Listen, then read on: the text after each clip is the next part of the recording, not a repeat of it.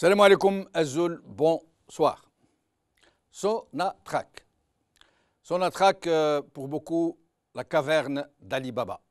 En fait, la plus grosse société, entreprise africaine et la principale société, entreprise algérienne, ou plutôt la seule, puisque toutes les autres entreprises algériennes ne font que se sustenter via les banques. C'est la seule entreprise qui fait des bénéfices, si tant est que vendre le produit des ressources naturelles peut constituer des bénéfices. Mais c'est aussi, la Sonatrach est aussi le moyen pour ce régime non seulement d'anesthésier toute la population par la consommation, à ne rien faire, mais c'est surtout aussi pour distribuer la rente aux alliés, pour corrompre, pour acheter un peu tout le monde. Et c'est comme ça, c'est grâce à Chakib Khalil qui avait réussi, dit-on, à constituer une caisse noire pour Bouteflika, qui lui a permis donc de noyer la douzaine de généraux qui avaient alors le pouvoir par des centaines d'autres généraux qui venaient de nommer à bout de bras et qu'il corrompait dans le même temps. Sonatrach, le PDG qui était à sa tête il y a quelques jours, M. Mazouzi, vient d'être dégommé et nommé au pied levé par quelqu'un de très curieux, très étrange, M. Oued Qaddour, ex-dirigeant de la BRC, qui avait été donc condamné à la prison ferme, condamné à 30 mois de prison, dont il avait fait une année avant d'être libéré sans autre forme de procès.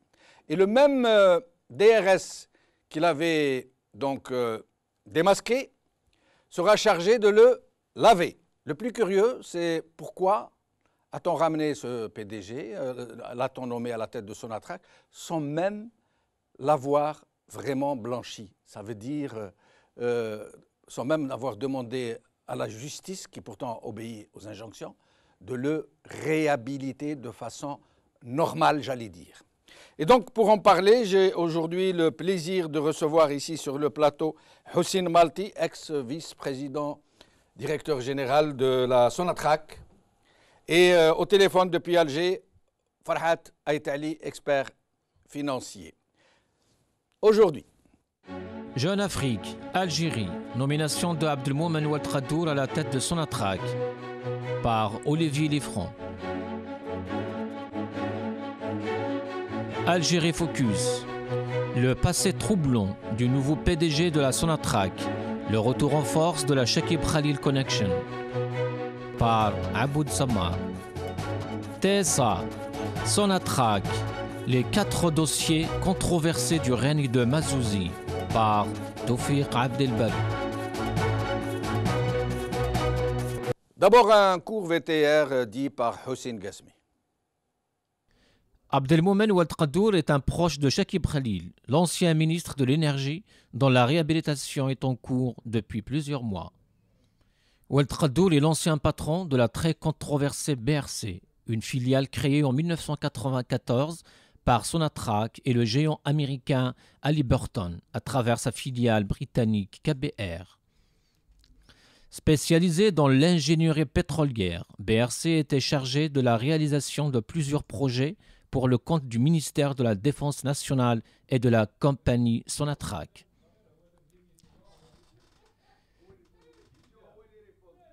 Celle-ci détenait 40% des actions de la BRC.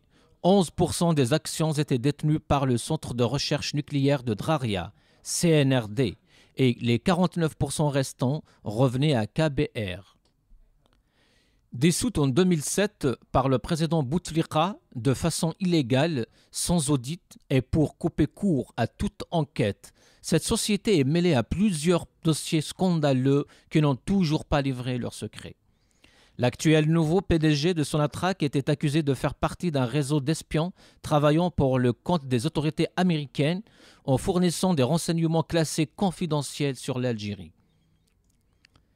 Il fut condamné à une lourde peine de prison et passa une année en prison. Avant d'en élargir sans autre forme de procès, il fut blanchi par le même DRS qu'elle avait enfoncé. En fait, c'est un blanchiment sur injonction et non pas par voie judiciaire. La vérité ne sera jamais dite sur le scandale BRC.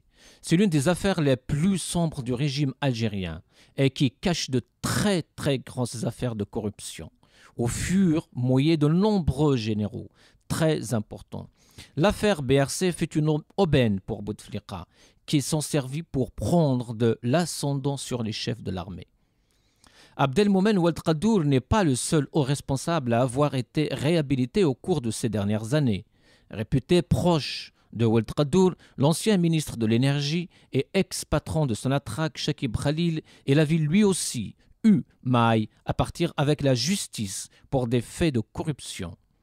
Il a depuis fait son retour en politique en se faisant blanchir par des confréries religieuses, des Zawaya. Des questions se posent aujourd'hui. Qui a limogé Mazouzi? Qui a nommé Oued Qadour? Pourquoi de telles décisions et pourquoi maintenant? Pourquoi ne pas avoir fait blanchir Oued Qadour par la justice, sachant que celle-ci obéit à toutes les injonctions du pouvoir? La rupture d'approvisionnement de la France en gaz naturel a-t-elle pesé dans sa révocation? La nomination de Oued Qadour signifie-t-elle un retour en force des USA au détriment de la France? Le peuple algérien est-il à ce point partie négligeable pour ne rien savoir de ces sombres tractations?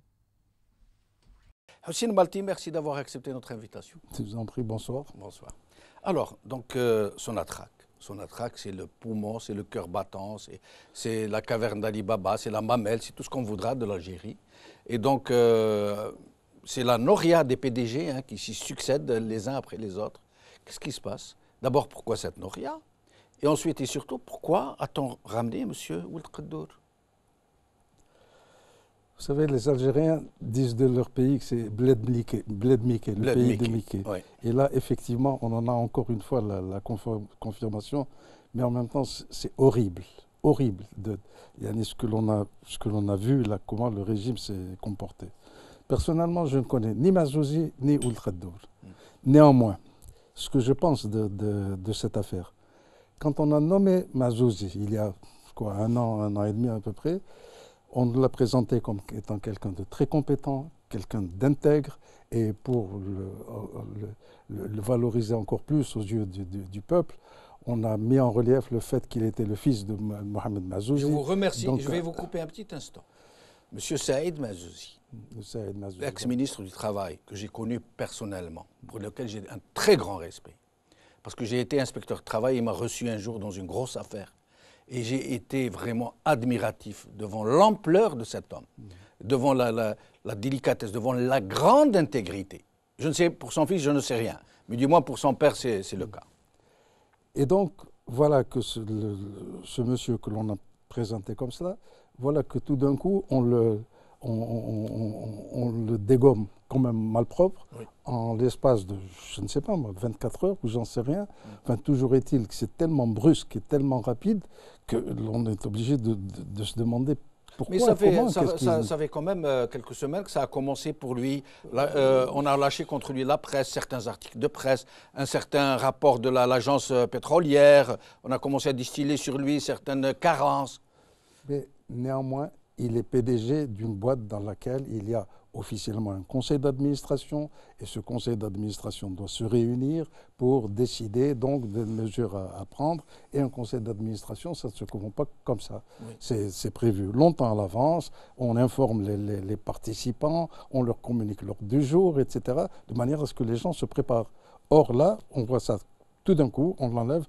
Bon, selon Liberté, oui, c'est une décision de la présidence et des services de sécurité. Et ils ne veulent pas citer leurs sources. On en parlera tout à l'heure, Sylvain. Je vous laisse poursuivre. Alors, pourquoi cette urgence absolue, tout d'un coup, de dégommer ce gars-là? D'autant plus que, comme vous disiez tout à l'heure, c'est, je crois, le 7e PDG en l'espace de 7 ans. Donc, comment les étrangers, comment les partenaires de Sonatrach jugent-ils cette compagnie? Quand il n'y a pas de suivi, il n'y a pas de continuité, et puis voilà, on décide comme ça. Les scandales à répétition. Les scandales à répétition. Alors maintenant, la deuxième facette, c'est la nomination de Ould Khadour. Oui. Alors, comme vous l'avez rappelé tout à l'heure, Ould Khadour a été PDG de BRC. Oui. BRC, c'est quoi? C'est une société mixte entre Condor, filiale de Sonatrach, et Brown & Root, filiale de Halliburton. Une société qui a été créée en 1994. Halliburton qui appartient à Dick Cheney, enfin il appartient, non. Enfin, il en était le principal actionnaire. Il était le PDG. Ouais, et cette société créée en 1994 a été dissoute, je crois que c'était en 2006 ou 2007, quand elle a été dissoute par le Bouteflika. Et ce que l'on sait de cette société, c'est que elle a travaillé non seulement pour le compte de la Sonatrach, mais elle a travaillé pour le compte du ministère de la Défense, pour le compte du ministère de l'Intérieur, et elle a construit pour ces deux ensembles, et au sein du ministère de l'Intérieur, la DGSN. Donc c'est pour les services de sécurité qu'elle a travaillé essentiellement, cette société. Un hôpital militaire. Un hôpital militaire, etc. Alors, et pour ce qui est de Sonatrach, bon, elle a réalisé un certain nombre de choses, mais ce n'est jamais BRC qui les faisait, c'est Brown & Root. Donc, le BRC était celui qui signait le contrat avec Sonatrach et qui transmettait à Brown & Root qui faisait le boulot et qui, bien entendu, enregistrait les recettes. Brown & Root, ce n'est pas BRC, Brown & Root, Condor. Non, c'est KBR, c'est Kellogg Brown & Root. Ah, d'accord. Alors, je rappelle juste que BRC avait des contrats mirobolants, dont 27 concédés par le ministère de l'Énergie, de gré à gré, illégalement. Ça veut dire en dehors de là. Et alors, elle a réalisé... C'est de l'ordre de 12 à 14 000 dollars de contrats. Justement. Alors, les surfacturations, selon l'enquête algérienne, allaient jusqu'à 600%. 700%. Alors, il y a eu à peu près le plus gros, 5 700 milliards de centimes avec le ministère de l'Énergie et 13 000 milliards avec le ministère de la Défense.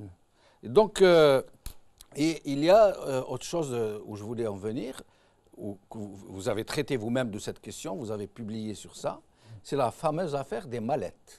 Oui. Et c'est là où se trouve justement l'espionnage. C'était dans ces mallettes de commandement. C'était quoi ces mallettes de commandement? C'est des mallettes à l'intérieur desquelles il y avait un ordinateur super sophistiqué ou je ne sais trop quoi, qui a été acheté chez Raytheon. Raytheon étant une société américaine qui est spécialisée justement dans les problèmes de sécurité et qui travaille bien entendu pour le compte de la CIA, et que Bouteflika en personne a ramené cette société. C'est lui-même qui a négocié en novembre 2001, 2 mois après les attentats du 11 septembre. Il a rencontré le PDG de Raytheon et il a discuté avec lui. Alors, est-ce qu'ils sont rentrés dans les détails? On va faire ceci ou on va faire cela, ou on va vous faire des mallettes de commandement. Ça, je n'en sais rien, mais toujours est-il que cette société donc a fourni ces fameuses mallettes de commandement à l'armée algérienne, et ce sont uniquement les officiers supérieurs, mais les très hauts. Et c'est là, justement, je voulais savoir si vous étiez au courant de quelque chose. Ces mallettes étaient remises à des généraux du haut commandement pour communiquer avec leurs unités, etc. Et il s'est avéré que ces mallettes étaient elles-mêmes des mallettes espionnes. Bien entendu, mais il faut être réellement idiot, je dirais, je m'excuse du terme, pour ne pas imaginer que les Américains n'allaient pas le faire. Ils savent très bien qu'ils vont fournir à l'armée algérienne à quoi vont servir ces mallettes. Bon, il suffit de mettre une petite puce quelque part et puis voilà. Et alors monsieur Ould Khadour a été condamné pour divulgation de secrets d'État pour le compte de parties étrangères dans un procès à huis clos où le public et la presse n'ont pas été admises, et pour d'autres motifs aussi dans le même genre, entente avec l'ennemi ou je ne sais quoi. Avant d'en arriver à la nomination de Ould Khadour, je voudrais continuer sur cette société.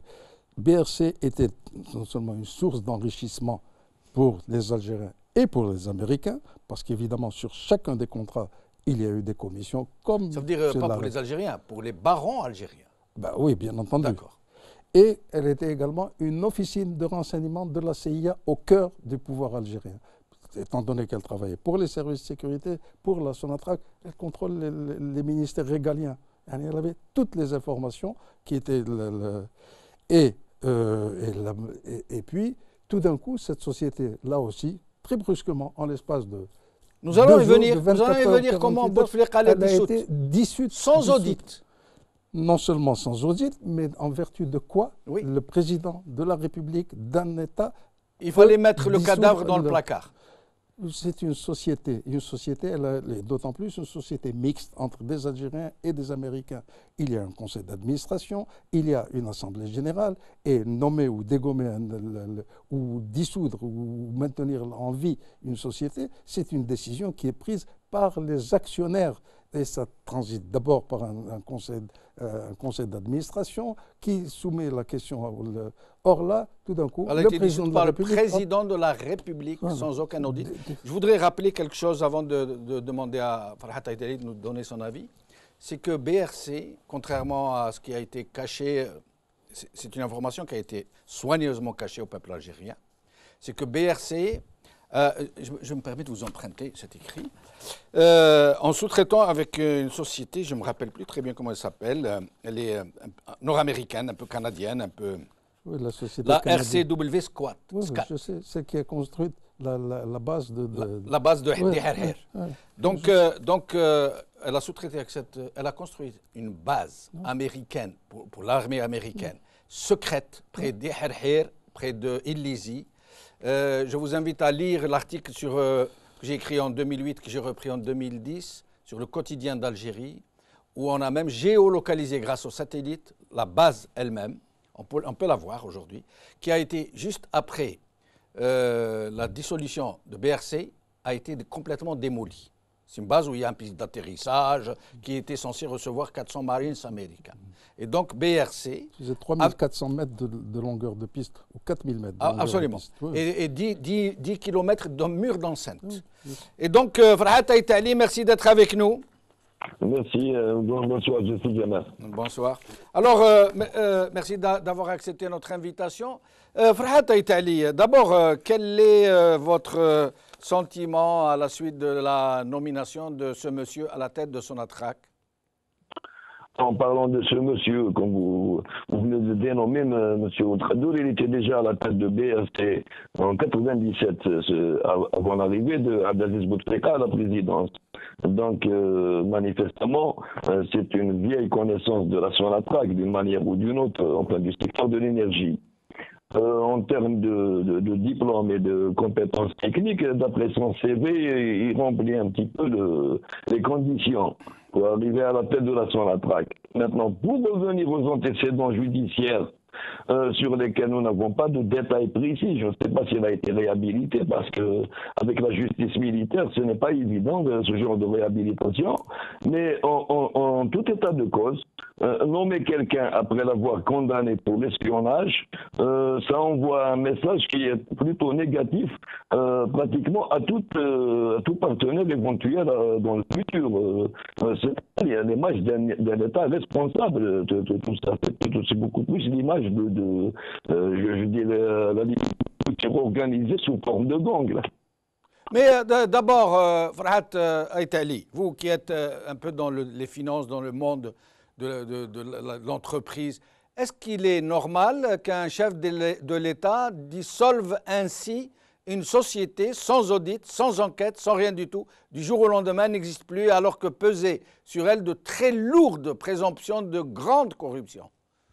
Écoutez, à l'époque, moi j'avais écrit déjà en 2011 que, en ce qui concerne BRC, sa dissolution dans la précipitation, d'ailleurs Khalifa aussi a été dissous d'une manière aussi scabreuse par le Premier ministre à l'époque, sans que ça passe par une liquidation judiciaire digne de ce nom, sans que pratiquement les procédures prévues par le Code de commerce ne soient respectées. Et en ce qui concerne BRC, moi j'avais à l'époque émis l'avis que, à l'origine, cette boîte jouait un petit peu le même rôle que jouait M. Zigar à l'époque de Boumediene comme courroie de transmission avec les Américains.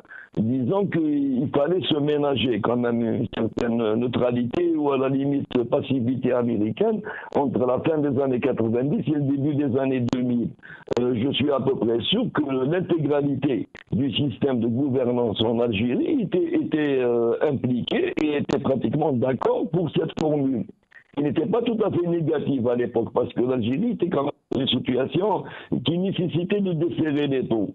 Mais, et il y a toujours un mais dans l'histoire, c'est que le ministère de la Défense, qui a eu quand même le gros des contrats avec BRC, à la fin, quand il s'agissait de liquider cette boîte, ils ont pratiquement tout collé au ministère de l'Énergie. Ce qui ressort de la plupart des surfacturations, des scandales, enfin tout ce qui a été distillé à la presse, ne concernait pas du tout le MDN, qui lui-même avait quand même 2 fois plus de contrats que le ministère de l'Énergie.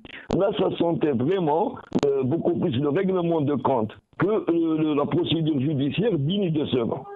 Mais d'abord, Ould Qaddour, pourquoi ne pas l'avoir réhabilité de façon judiciaire d'abord, avant de le ramener à Sonatrach? Ce n'est pas trop gros? Qu'est-ce que ça veut dire, cette façon de faire? Personnellement, ma lecture personnelle, c'est qu'une équipe a eu le dessus sur une autre. Donc, elle n'a pas pris le temps ni les gants pour essayer de trouver une sortie judiciaire dans cette affaire-là. Elle était en position d'imposer sa vision des choses, et apparemment les Américains, qui sont très très entreprenants ces derniers temps sur le dossier algérien, étaient de ce côté-là, de cette vision-là. Donc, l'autre partie n'avait pas du tout les moyens de contrecarrer ou de s'opposer à cette option. Et quand je parle de l'autre partie, c'est la partie qui, en 2010, a quasiment déstabilisé la Sonatrach dans une gigantesque procédure censée neutraliser des corrompus au niveau de Sonatrach, mais dans les faits, elle a neutralisé la Sonatrach elle-même.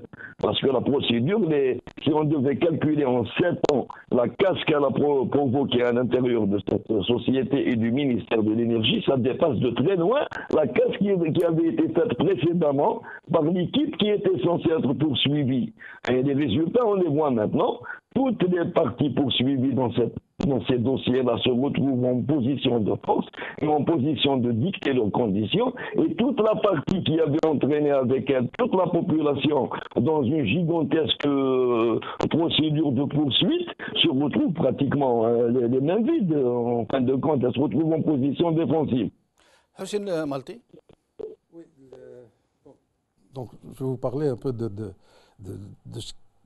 ce que je ressens aujourd'hui avec la nomination de Ould Qaddour à la tête de la Sonatrach. D'abord, juste pour terminer, encore 2 mots sur Halliburton. Comme je disais, la société a été donc dissoute par le président de la République, et comme il savait très bien que c'était un acte illégal qu'il était en train de faire, il lui fallait la complicité de l'associé, à savoir Halliburton. Et pour récompenser Halliburton, on leur a accordé, au lendemain de la dissolution de cette entreprise, plusieurs contrats, je ne me souviens plus des chiffres, mais ça porte sur au moins 3 ou 4 milliards de dollars de contrats qui ont été attribués à Halliburton. Et un arrangement à l'amiable qui a coûté très très très cher. Voilà.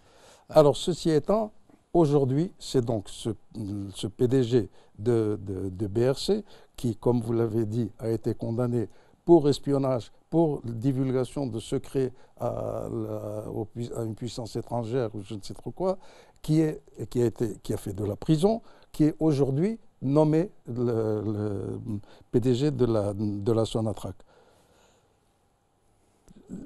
Cela suppose que si l'on est arrivé à ce point-là, que sans qu'il ne soit réhabilité, que l'on nomme un repris de justice, parce que c'est bien le cas, c'est un repris de justice, comme cela, tout d'un coup, PDG de la plus grande boîte algérienne, il faut croire qu'il y a des intérêts, où il y a le feu à la maison, où il y a des intérêts énormes qui sont en jeu. Et ce ne sont pas des intérêts uniquement financiers, il y a certainement des intérêts politiques de très haut... internationaux. Calculs politiques qui sont derrière. Et ça, je vais vous dire, moi, ce que ça me rappelle 2001. Et en 2001, au lendemain des attentats du 11 septembre, Abdelaziz Bouteflika est parti aux États-Unis à 2 reprises. Et au mois de novembre 2001, il a donc passé un accord avec M. George Bush, en vertu duquel il lui a dit, voilà, ce que nous voulons, nous, c'est la protection, c'est la couverture américaine pour couvrir tout ce qui s'est passé pendant la décennie noire. en contrepartie, nous disposons d'une mine d'informations sur Al-Qaïda, sur Ben Laden, sur les talibans, c'est-à-dire ceux qui sont devenus aujourd'hui vos ennemis numéro un. Parce que le DRS, évidemment, comme d'habitude, avait infiltré les fameux Afghans, comme on les appelait, ceux qui avaient été, les Algériens qui avaient été combattre en Afghanistan. Il avait envoyé ses agents qui avaient fréquenté, évidemment, tout ce monde-là, les talibans, Al-Qaïda, et probablement même Ben Laden, etc. Et Bush lui Ils avaient dit, une mine d'informations voilà. à vendre. Et Bush lui dit, OK, mais je veux les pétroles en plus. Et c'est comme ça qu'il y a eu la loi sur les hydrocarbures de 2001, Où la Sonatrach loi de avait Shakib Khalil. failli être... C'est pas la Sonatrach, les ressources, c'est les toutes ressources. les ressources Ouais. pétrolières algériennes qui allaient être transférées, Ouais. bradées. Ouais. N'oubliez pas que dans cette loi, il y avait une disposition qui disait que la recherche pétrolière, seules les compagnies étrangères peuvent la faire. Et une compagnie étrangère peut proposer à la Sonatrach d'une participation de 20 à 30% maximum. C'est-à-dire que Sonatrach se serait retrouvée minoritaire chez elle. Et la Sonatrach a un mois pour répondre à Qu'est-ce la... qui a fait changer alors, Bouteflika en dernière minute, alors que Shakib Khalil lui avait préparé cette loi, qu'elle était passée par la PN, qu'elle avait été adoptée, rappelons-le. Non, elle n'a pas été adoptée. Discutée. Non. En 2001, elle a été préparée par Benflis, était Premier ministre à ce moment-là. Benflis était contre cette loi. Et il l'a mise sous le coude, il l'a gardée pendant longtemps chez lui. Et c'est en 2003 que Bouteflika a décidé de la geler. Parce que le DRS était contre cette loi également. Et il y a eu, si vous vous souvenez, le préavis de grève qui avait été donné par l'UGTA, une grève nationale générale. C'est toute l'Algérie qui serait arrêtée. Alors Bouteflika a compris. Il n'avait pas tellement le choix. Il a le DRS contre lui, il a l'UGTA contre lui, il est en train de préparer sa réélection pour 2004. Donc, il a décidé de geler la loi. Dès qu'il a été réélu, quelques mois après, il l'a ressorti du frigo et il l'a signé simplement par ordonnance et il a fait entrer cette loi en vigueur. Bien entendu, pour la forme, il a fait passer ensuite à l'Assemblée nationale. Bon, on sait ce que c'est que l'Assemblée nationale chez nous. C'est une chambre d'enregistrement qui a enregistré cela. Sauf que, ensuite, évidemment, comme d'habitude, il y a toujours ces fameuses tensions à l'intérieur du régime. Bouteflika d'un côté, les généraux janviéristes de l'autre, etc. Et puis, je te mets une peau de banane, tu m'en mets une, etc. Et parce que, pour différentes raisons, il a traîné dans la mise en place des décrets d'application. Ce qui fait que cette loi n'a pas pu entrer elle n'a pas pu entrer en... Elle n'a pas pu être exécutée faute de décret d'exécution. Voilà. Et ça a traîné comme ça jusqu'en 2005. Et entre-temps, bon, je ne veux pas me flatter, mais j'ai été le premier à me rebeller contre cette loi. Et dès 2001, j'avais publié des articles là-dessus. Bon, je n'étais pas le seul. Il y a évidemment beaucoup de gens qui ont intervenu également par ailleurs. Et pour finir, nous avons eu, et nous pouvons dire merci à Hugo Chavez, qui est venu en Algérie dire ceci à Bouteflika en lui disant « Si tu fais passer cette loi, c'est nous tous les membres de l'OPEP qui allons payer. » C'est vrai cette histoire? Mais bien sûr que c'est vrai. Mais bien sûr que c'est vrai. Parce que les dispositions de cette loi, évidemment, c'était la réplique de la doctrine américaine dans le domaine des hydrocarbures adoptée en 2001 par George Bush dès son arrivée à la Maison-Blanche. Et si l'Algérie donne, c'est le premier domino qui donne l'exemple, au sein des pays de l'OPEP, il y en a ceux qui n'attendent que cela pour suivre et il y en a d'autres qui ont peur, etc. Et puis ensuite, ça aurait été tous les dominos de l'OPEP qui seraient tombés. Et c'est comme ça que Bouteflika a finalement compris et a gelé, ou plutôt a modifié certaines dispositions de cette loi en 2006. Voilà l'histoire de cette loi. Bien. Alors, ce qui se passe aujourd'hui en Algérie, ça me rappelle cela. Et ça avait été fait à l'époque parce qu'il fallait couvrir, obtenir la protection américaine pour le régime. Aujourd'hui, nous sommes en fin de règne de Bouteflika. On ne sait pas quand ce règne va se terminer. Il va se terminer soit selon la volonté divine, s'il venait à décéder, ou le jour où, au sein du pouvoir, ils trouveront un accord éventuel sur le nom du remplaçant. Pour l'évacuer et prendre quelqu'un d'autre. Mais néanmoins, on sait Et ils savent bien entendu qu'ils sont en fin de règne. Alors, mais peut-être que ce mouvement à Sonatrach préfigure de la suite qui est la succession. Exactement. Ouais. Exactement. N'oubliez pas que Chekib Khalil est rentré justement, il y a j'y viens. Depuis un an, on est en train de le réhabiliter. Voilà. On a nommé un des membres de sa bande, Bouterfa, comme ministre de l'énergie. Et aujourd'hui, on nomme Ould Qaddour comme PDG de la Sonatrach. Et vous m'emmenez à la transition que je voulais faire. Farhat Taïtali, depuis quelque temps, Saïd Bouteflika avait tout fait pour réhabiliter Chekib Khalil, non pas judiciairement, mais par les Zawiya, par le faisant recevoir par le fils d'un très grand shahid à Batna et autres petites ficelles éculées, malheureusement, qui n'ont pas marché. Et donc, à défaut de réhabiliter Chekib Khalil, rappelons une chose, c'est que c'est Chekib Khalil qui avait, dit-on, je vends ce qu'on m'a vendu, qui avait constitué une fameuse caisse noire pour Bouteflika pour lui permettre d'acheter les généraux. Donc il les a noyés dans une masse de centaines de généraux, les fameux 12 généraux qui avaient le pouvoir. Et c'est pour ça que Toufik avait tout fait pour le dégommer, parce qu'il avait senti le danger. Et donc il voulait écarter cette vache à lait de Bouteflika qui lui permettait d'acheter tout le monde. Et donc Saïd Bouteflika, donné pas de son frère, a voulu réhabiliter Chekib Khalil pour tout ce qu'il peut lui amener, comme argent, comme manipulation des circuits, des flux de Sonatrach. C'est un grand expert en l'occurrence.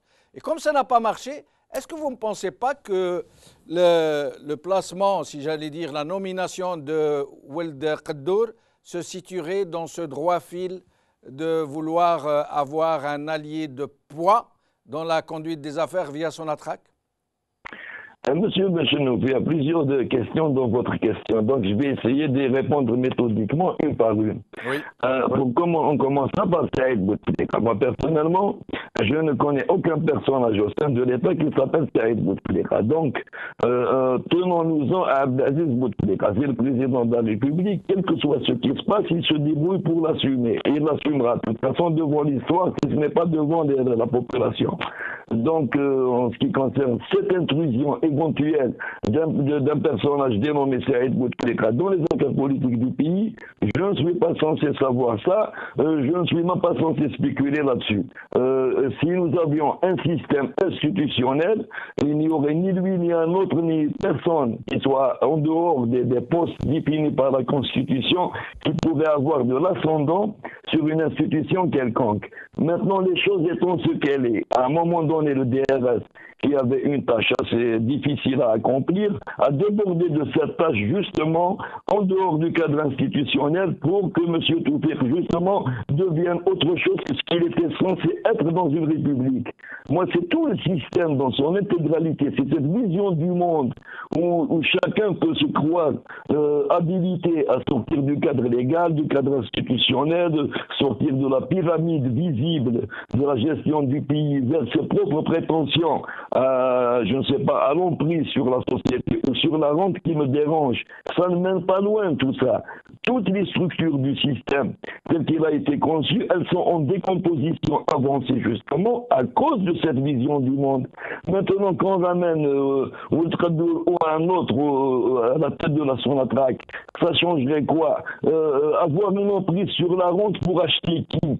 On va acheter des généraux, on va acheter la population, on va acheter les chômeurs, on va éventuellement même essayer d'acheter les terroristes. Mais la suite des événements, quand on additionne toute cette clientèle hétéroclite avec des revenus qui baissent de jour en jour, et même une alliance avec les Américains ne va pas réanimer la vache.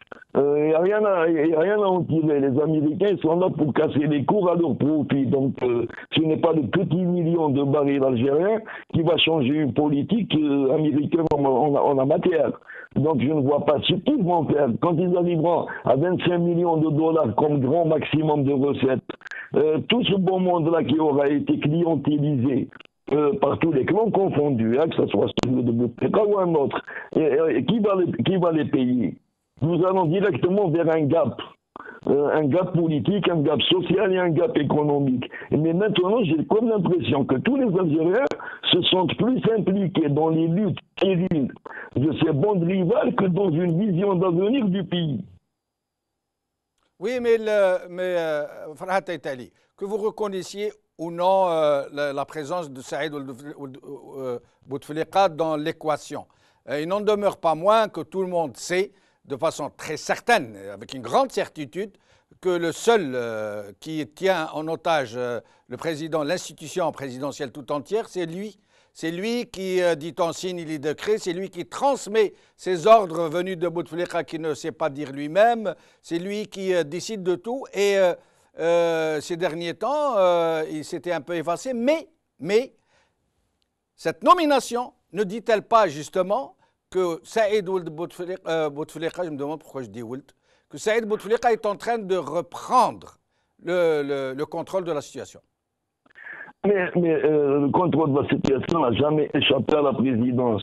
Il faut comprendre que le système algérien pourra s'en sortir le jour où il aura un seul peuple de pouvoir. Et nous avons depuis la Révolution instauré le système collégial. Un système collégial, il est censé être un peu plus démocratique, un système autocratique et personnel. Mais malheureusement, dans ce système collégial, ce n'était pas un collège de consensus, c'était un collège boiteux de rivalité et d'ambition qui sont trop chocs. Ça dure depuis 1956, cette histoire. Et jusqu'à aujourd'hui, il n'y a pas un pôle qui arrive pratiquement à tout contrôler. La présidence, elle a des prérogatives que personne ne peut lui enlever, quelle que soit la puissance que peut avoir cette institution.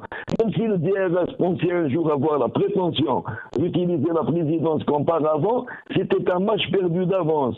Mais la présidence n'a pas l'intégralité aussi des prérogatives qui pourraient la laisser mener une tâche jusqu'à sa fin, qu'elle soit bonne ou mauvaise d'ailleurs, que ce soit avec Bouteflika ou avec un autre. Avec Zerouane, on a eu un problème, avec Boudiaf, avec Benjidid, même avec Boumediene, à la limite. C'était lui l'instigateur de toute cette martingale, et ben ça s'est très mal terminé pour lui et pour nous.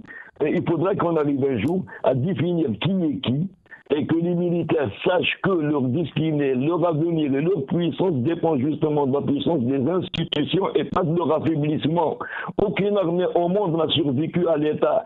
Ça s'est jamais vu. Il n'y a que dans les pays sous-développés, dans les pays attardés, que quelqu'un croit qu'il peut survivre à l'État avec un bataillon ou une division, je ne sais pas quoi. Ça, c'est une logique qui n'était pas valable déjà dans les années 60, mais maintenant en 2017, c'est vraiment une logique qui nous fait sortir de pratiquement du genre humain. Restez avec nous, Farhat Aitali. Hussein Malti, l'affaire Ould Abbas, son fils a été pris la main dans le sac il y a quelques jours. Ould Abbas qui est très proche de Saïd Bouteflika, des Bouteflika, de façon générale. Et donc il s'est fait prendre la main dans le sac. On a perquisitionné son propre domicile. Au Club des Pins, on y a trouvé une somme faramineuse d'argent. On a trouvé une de ses collaboratrices, membre du bureau FLN et en même temps députée, avec une grande somme d'argent aussi. Ould Abbas était quasiment désigné à être cloué au pilori. Et taf, il revient en force. Il revient pour nous dire « Je suis le roc, je suis l'Himalaya. Je suis ceci, je suis cela, personne ne peut me toucher, je ne céderai pas aux pressions. J'ai démasqué un complot contre l'État, etc. » Il revient en force. Ould Abbas. Et maintenant, Ould Qaddour. Donc Ould Abbas, Ould Qaddour. Ould Qaddour aussi, qui est du même clan, qui est de la même région, qui est de la même tendance, qui est de la même clientèle. Comment ne pas comprendre que Saïd Bouteflika revient en force cette fois-ci? Il n'y a pas que Saïd Bouteflika. Le pouvoir algérien, il n'y a pas que le président et son clan qui sont certainement là-dedans. Il y a les militaires, il y a aujourd'hui des oligarques financiers, il y a des membres du FLN, il y a tout un groupe de... Vous pensez que les membres du FLN soient dans le premier cercle? Mais bien sûr, ils ne sont pas tous, il y en a un ou deux, mais ils y sont, ça c'est certain. Et donc tout ce monde-là sait que c'est la fin. Et tout ce monde-là a besoin soit de pérenniser le système, de manière à ce qu'il coule quand même, qu'il continue à vivre sur le même rythme et qu'il continue à couler des jours heureux, soit à protéger leurs arrières s'ils devaient quitter tout d'un coup le pays par hasard. Et c'est ça la raison pour laquelle il y a ces modifications, ces changements qui sont intervenus. Moi, je suis convaincu que Chekib Khalil est toujours destiné à une très haute fonction au sein de l'État. C'est-à-dire peut-être même chef de l'État. Mais bien sûr. Mais bien sûr. Parce que c'est le seul auquel le clan fait confiance. D'une part, et d'autre part, parce que, comme je disais, ils ont besoin de la couverture d'un État. Ils n'ont pas confiance ni en les généraux algériens, ni en le peuple algérien. Ils ne savent pas qu'est-ce qui peut se passer demain. Un général peut faire un coup d'État ou faire un... J'en sais rien. Justement, venons-en. Vous m'emmenez à une question que je voulais vous poser. Quand ils ont la couverture d'une grande puissance, la première puissance mondiale... C'est celle-là la question que je voulais vous poser. Donc, vous pensez qu'en ramenant ce monsieur, en essayant d'imposer Chakib Khalil, c'est les USA, c'est les Américains qu'on met de son côté pour être protégés? Et vous pensez que s'il n'y a pas eu de coup d'État, c'est par peur du grand patron américain? Ça, le coup d'État, non. Ça, j'en sais rien, je ne sais pas. Mais ce dont je suis convaincu, c'est qu'aujourd'hui, on cherche la couverture, comme en 2001, encore une fois, de la grande puissance américaine. Et les Américains, qu'est-ce qu'ils veulent? Ils veulent le pétrole, d'une part. Mais le pétrole, ils l'achètent au marché, de toutes les façons. Mais s'ils contrôlent, si c'est eux qui contrôlent... Ce sont leurs sociétés qui sont dedans? Et puis, surtout, quand ils contrôlent, ça veut dire qu'ils vendent à qui ils veulent, ils produisent autant qu'ils veulent, ils augmentent la production quand ils en ont besoin, ils la diminuent quand ils ont besoin, et donc ils contrôlent le marché, ils contrôlent la Chine, ils contrôlent l'Europe. Par le contrôle des hydrocarbures, ce dont rêvent les Américains, c'est de contrôler le pétrole à travers le monde entier. Et alors, à ce moment-là, ils décident ce qu'ils veulent, ils en donneront à qui ils voudront, ils en vendront au prix qu'ils voudront, et l'Algérie est un pion important pour eux, d'autant plus, donc ça c'est la première facette, c'est les hydrocarbures. La deuxième, c'est le contrôle du Sahel. Et n'oublions pas, encore une fois, que tout autour du Sahel, vous avez la Libye, le Nigeria, le Ghana, le Cameroun. Le canal de Suez. Autant de pays dans lesquels il y a énormément de pétrole. Et il n'y a que des compagnies américaines qui travaillent dans ces pays-là. Donc il faut protéger tous ces intérêts. Et le partenaire français dans tout ça? Vis-à-vis de cet équilibre qui risque de changer donc d'une façon... Vous voulez dire partenaire pour l'Algérie ou pour les Américains? Pour l'Algérie. Vous savez, l'Algérie a toujours été comment dirais-je, un terrain de bataille entre les Français et les Américains. Bon, visiblement, c'est les Américains qui sont en train de l'emporter, c'est tout. Mais on dit que les Américains ont accepté de tout déléguer à leurs amis français pour s'occuper de tout ce qui est Maghreb et Sahel. Et pourquoi ont-ils élargi la base aérienne de Fronton de Morón de la Frontera en Espagne? Oui. Parce qu'ils comptaient sur les Français pour s'occuper de cela. Ils en ont fait l'une des plus grandes bases, si ce n'est la plus grande base au monde. Qui pourrait intervenir au Sahel directement et dans tous les pays officiellement, limitrophes. Ils disent pour protéger les intérêts américains en Afrique. Oui. Mais vous pensez bien que depuis l'Espagne, ils ne vont pas intervenir au Swaziland ou au Botswana ou j'en sais trop rien. Mais c'est d'abord et avant tout pour le Maghreb. Et au Maghreb, le pion principal, c'est l'Algérie, de par ses richesses, de par l'énorme Sahara qu'elle a derrière elle et de par le Sahel qui est justement, la base de Eherher, quand vous la voyez en géolocalisation, elle se trouve à l'exact milieu du Sahel, au nord du Sahel, à l'exact milieu de l'Afrique subsaharienne, à égale distance du canal Suez et de l'océan Atlantique, et au centre vrai du monde. La base d'Eherher. Farhat Aïtali, alors votre avis sur ces questions géostratégiques dans cette affaire? Bon, à la limite, les Américains ne peuvent pas oublier quand même un pays clé comme l'Algérie. Ils n'ont jamais abandonné l'idée d'installer, je ne dirais pas une base, mais à la limite des postes avancés ou même des postes d'observation en Algérie et partout ailleurs dans la région, là où c'était possible. Mais maintenant, la nomination de Wade Kadour, je ne suis pas très sûr qu'elle obéisse à une injonction américaine en la matière. Pour la raison toute simple, moi je dis que l'erreur incombe à ceux qui, depuis l'éviction de Chakib Khalil en 2010, n'ont pas été capables d'installer autre chose que des intérimaires.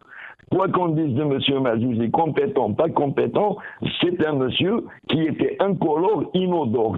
Au même titre que Sahnoun, que Cherouati, que ça fait maintenant bientôt 7 ans que nous avons assisté à des directeurs généraux de Sonatrach qui n'avaient pratiquement ni ambition, ni envergure, ni même prétention à s'imposer.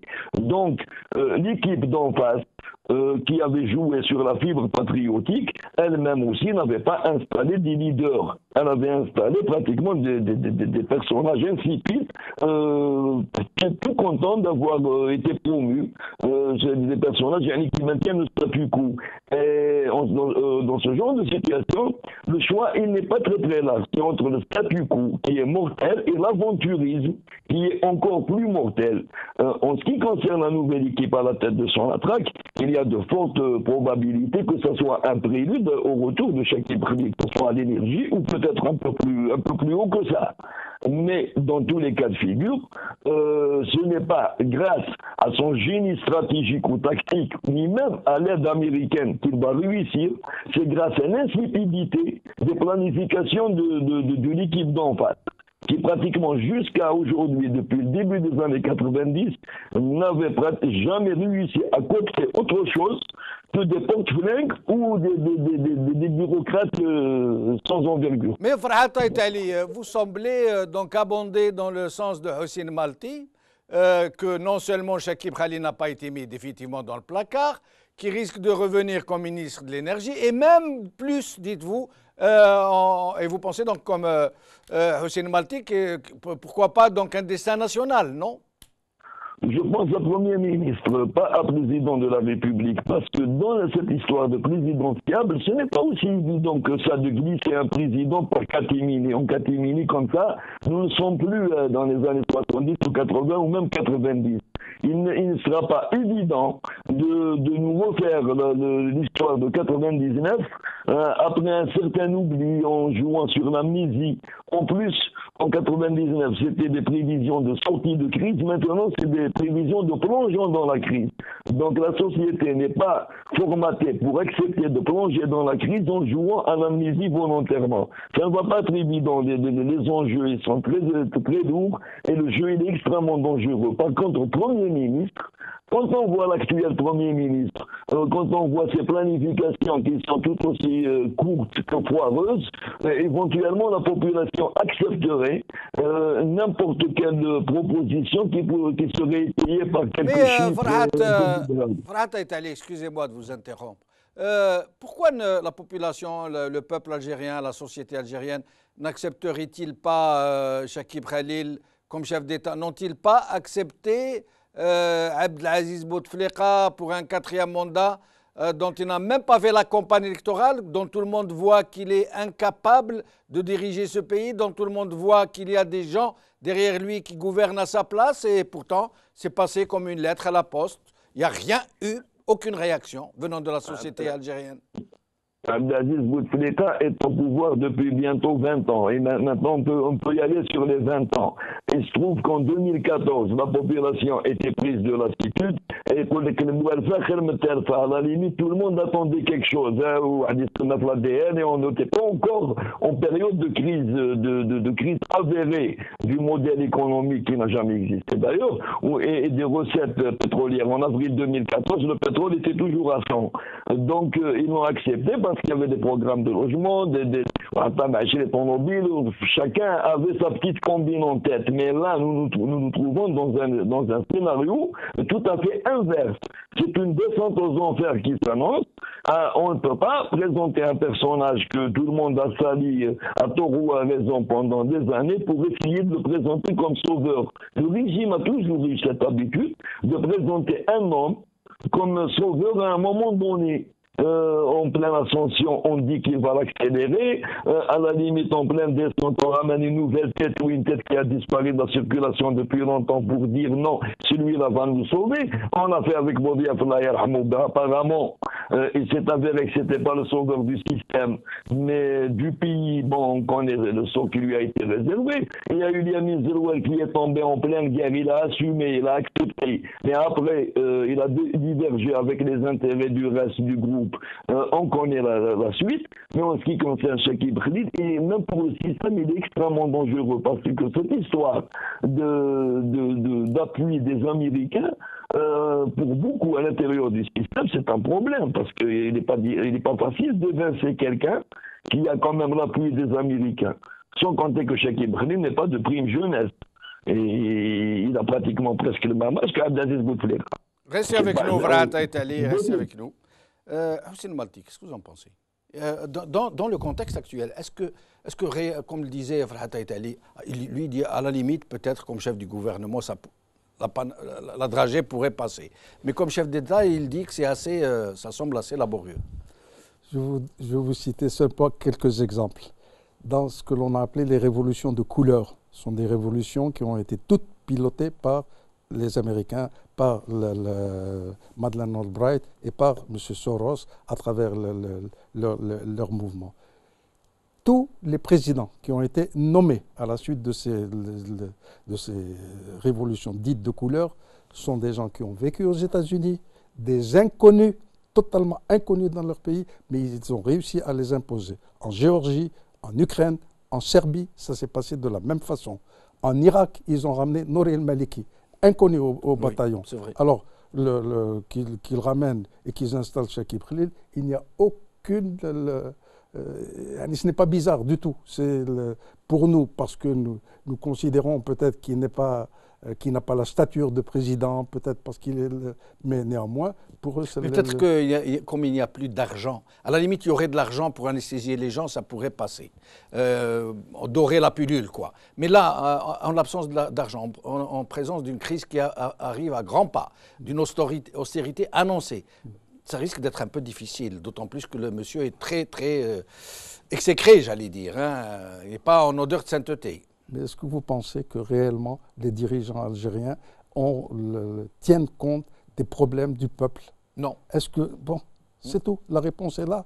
Ce qui les intéresse... Mais il faut attention à ce que ça ne se retourne pas contre eux. Mais écoutez, ils ont la possibilité de nommer qui ils veulent. Pourquoi nommeraient-ils quelqu'un qui leur... Ils ont amassé des fortunes considérables qui sont situées, je ne sais trop quoi, un peu partout à travers le monde. Et à la limite, si les choses tournent mal, ils prennent le premier avion et ils se retrouvent à Abu Dhabi ou au Brésil ou je ne sais trop quoi. Et c'est fini. Donc, eux, ils n'ont aucune crainte pour leur avenir. Maintenant, qu'adviendra-t-il de l'Algérie? Pour eux, c'est secondaire, c'est tout. Mais pour Ould Khadour, pour en revenir, il nous reste 3 minutes. Ould Khadour, Abdelmoumen Ould Khadour. Traîne des casseroles, mais et quelles casseroles? Dans une affaire BRC qui a été liquidée pour ne pas passer en justice. Ça veut dire que c'est peut-être la BRC représente la plus grosse affaire de corruption connue, plus que Khalifa, plus que... Et malgré ça, ils le ramènent. Pourquoi n'ont-ils pas ramené quelqu'un d'autre qui ait moins de casseroles? Parce que, encore une fois, n'oubliez pas qu'on est de plus en plus en train de se transformer en une colonie américaine. On devient Porto Rico ou je ne sais trop quoi vis-à-vis des États-Unis. Alors, ils ont décidé, pour eux, il est honnête, il a fait son boulot correctement de leur point de vue quand il était à BRC, puisqu'il les a laissés faire ce qu'ils voulaient, il a collaboré totalement, et ils savent très bien, parce que après tout, moi je suis convaincu que lui a payé pour d'autres, et qu'il a payé pour des pontes du DRS ou je ne sais trop qui, parce que les mallettes de commandement, ce n'est pas un ingénieur polytechnicien qui les commande, hein, c'est l'armée qui a émis la commande, qui a probablement même dit qu'il faut les acheter à tel endroit, etc. Bon, lui, il a signé le bon de commande et il a signé les virements. Et bon, ça ne veut pas dire qu'il est innocent. Il était dans la combine et puis probablement qu'il a profité lui aussi comme tous les autres. Il a dû... Enfin, je ne sais pas. De toute façon, il a bien fait de ne pas faire de vague puisqu'il revient par la grande porte et on ne peut le faire revenir par une plus grande porte que son attrape. Quand ils ont ramené Khalil, ils n'ont pas eu... n'ont pas eu honte, ils n'ont pas eu de ressentiment quelconque pour le faire. Alors, sans même le faire blanchir par la justice. Pourtant, il leur suffisait de prendre le téléphone, d'appeler la justice, essayer de blanchir Chakib Khalil, ils l'auraient fait, la justice. Et pourtant, n'oubliez pas que pour Chakib Khalil, ils ont envoyé des demandes d'extradition aux États-Unis. On a dit que la demande a été rejetée pour des raisons de forme. Oui. Mais néanmoins, le fond y était. Oui. Les Américains ont lu cette demande. Oui, ils savent de quoi mais, et pourtant, ils n'ont pas réagi. Hussein Malti, merci. Farhat Aïtali, merci à vous, chers amis téléspectateurs. Bqa ala khair, b'salama.